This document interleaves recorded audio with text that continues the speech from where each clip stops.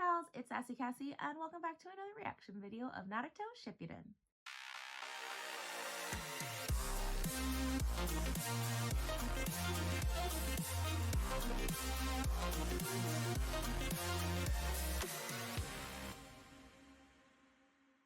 Before we get started, I'd like to thank all of my subscribers and anyone watching this video.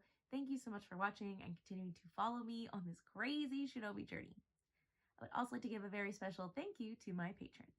Now, previously on Naruto, we are really full in the depths of the history of Hashirama and Madara, how their friendship came to be, how they were, way back then, they were all like these fighting ninja clans, and how his dream was for them to come together and form a settlement or a village where they could all come together and children wouldn't be forced to die and fight. And through a very long, extensive means, they have finally reached that.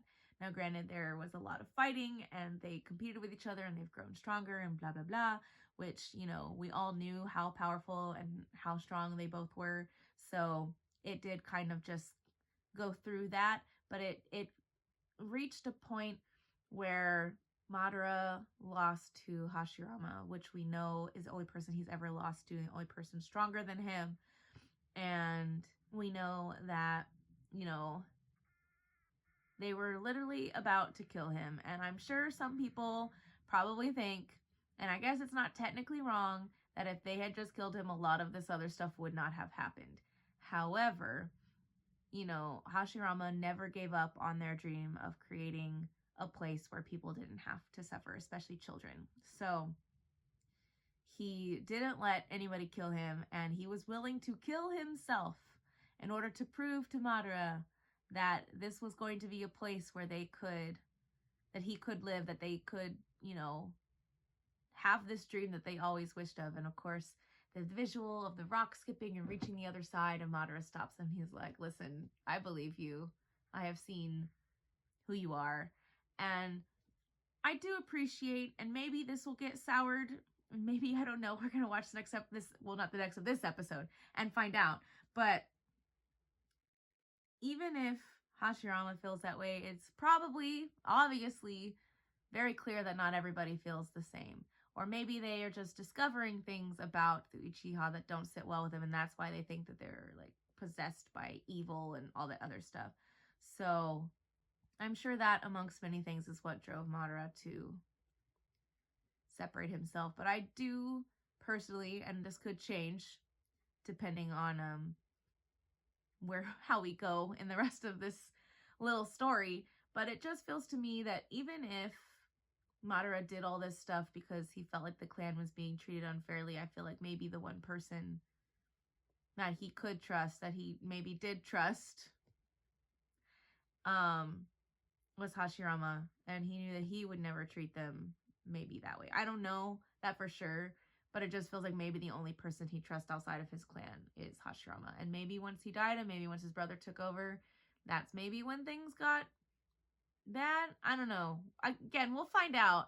But I feel like because they had that connection, and because, I just feel like they just know who each other are, that maybe he does trust him, but maybe not other people. And that's how all that other stuff happened. We'll find out. We're gonna go. We're gonna watch, and it's gonna be fine. In any case, it was dreamlike.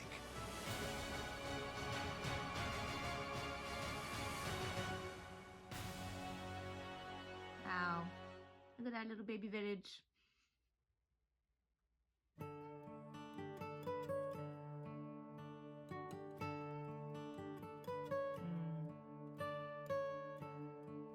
And maybe it's because I know how things have happened, but I'm waiting for something bad to happen. Whatever the cause was to cause the other stuff.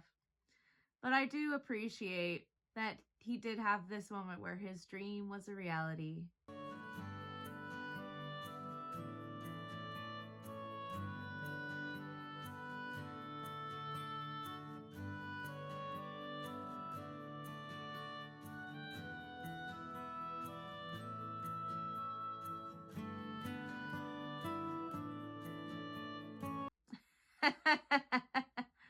He does have that gloomy face look.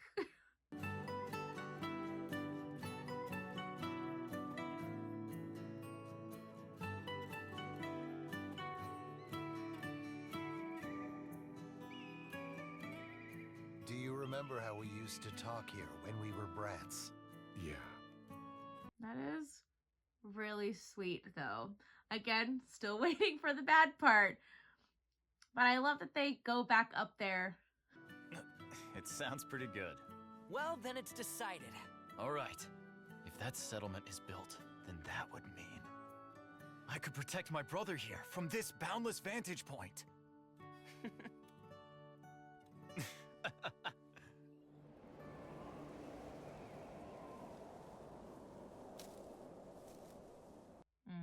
That's not ominous and symbolic at all.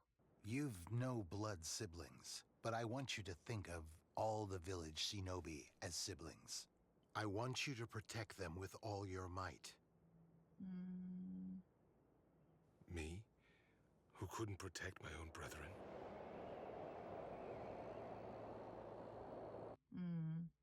And here's the music.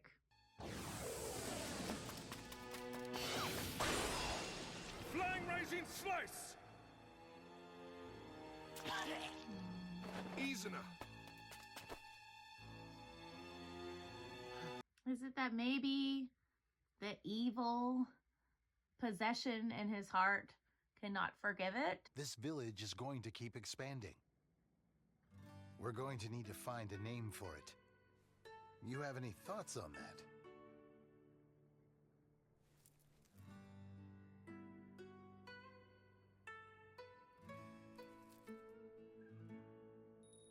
How about the village hidden in the leaves?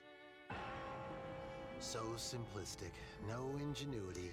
But that's how all the villages are, so...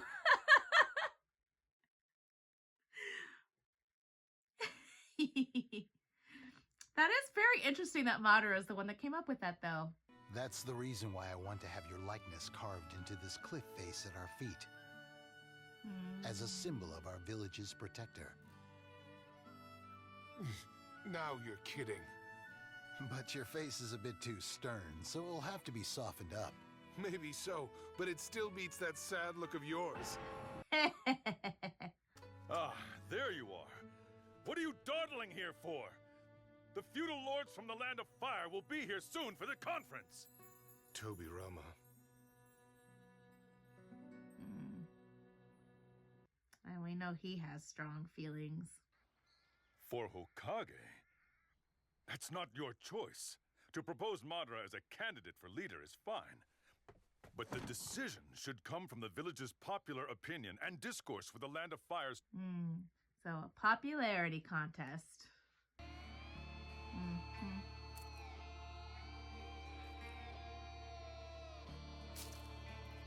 From now on, we will run things democratically. Any objections? No, that's fine. Well, of course he's not going to get the popular vote. That probably also, again, started to sow the seed. If it wasn't already. I can see it only because we have bared our insides to each other. Cooperation is merely a quieter form of conflict. That's not true. I won't let it be. It's what you make of reality, Hashirama. Let's not argue trivialities. It's much sounder just to see this world as entertainment. Have you been listening to me at all? No, he's fallen down the hole. We had come this far together. And now, Madara was gone from the village we had both created. But in the world at large, everyone respected and started replicating our village system of allied ninja clans, which had been created by the former warring rivals, Uchiha and Senju, joining forces. So, again, they set an example for everybody else. But as if he wanted to destroy his previous dream, Madara came back to attack the Leaf Village. You're going to lay waste to everything? To all we've accomplished up till now, Madara? Nothing will come of us battling each other. This fight will... I'm very curious though about like his side, because he's not going to share it. He didn't really share. Maybe he won't share. I don't know. We know his side of the story. We know that this was his dream. And we know that they had a conversation, him and his brother. And his brother's like, he can't be trusted. None of the Uchiha can be trusted. Wood style. Because of rumors. Which are kind of true, but still rumors. And then from that point on, he just, you know, is reading these ancient texts and interpreting them as like you can never, they're always going to be two sides of the same coin, which I guess balance, understand that. But I want to know, like, what went through his head? Why did they had a whole conversation about him being the Kage, and then he overheard that conversation and it completely changed. Now, don't get me wrong, maybe it was already there. Maybe the seeds were already there. And maybe he didn't really completely change. But I want to know how he went from point A to point B. Like, did he just hear that conversation and just be like, he's right, I can never be trusted, therefore I won't be the type of person that is trusted? Or did he do that and look for answers in these texts and then interpret them in a different way?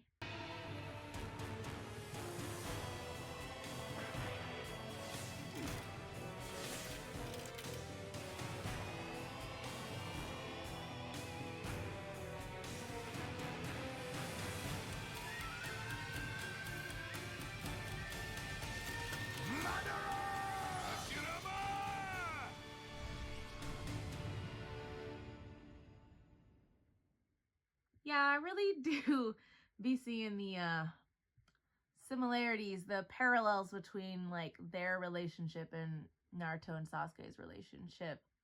Because it does feel like, you know, even if they have always been rivals, at one point as Neji, rest his soul, stated that he could no longer see the light. And maybe that's what that was, you know? I don't know. Again, I really want to know how Madara interpreted like the story from his perspective. I don't think he'd ever willing to share it, or maybe once he hopefully inevitably gets defeated, it will be one of those things like in his last moments, somebody will say something, or maybe he'll like be reminiscing about how he felt about the situation. I don't know. I feel like that just happens a lot in anime, so I'm crazy person theory connection, maybe keep making that an option in my mind, but I don't really know. But it just feels like maybe this is going to be one of the situations where Hashirama was never able to reach him, was never able to reach Madara, but maybe that's what's going to be so significant about Naruto is that, I mean, there's a lot of things that are significant about Naruto. He has like overcome so much adversity and so many other things. He has changed the way people think about, you know, Jinchuriki. He has created a relationship. He's exceeded all people's expectations. But I also hope that at the end of the day, he is able to once again do what other people couldn't, and in this case do what maybe Hashirama was never able to do with Madara, which is reach Sasuke. Now, granted, all of this is, you know, for Sasuke's benefit, to understand what kind of decision he should be making.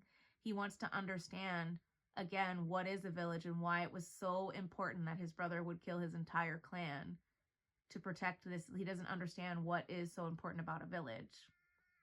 But, you know, and, you know, maybe that might have to do with the decision making, but I truly also feel like, again, if Naruto and Sasuke don't have a final fight, what's the point of their rivalry? But who knows? There's a lot of episodes left, and at the same time, there's not. Because this show is rapidly reaching its end. There's a lot to unpack a little in this episode, but I feel like there are just still pieces missing. Not that I don't understand it, because it does make sense, but mostly because I want to know what Madara's perspective on it was.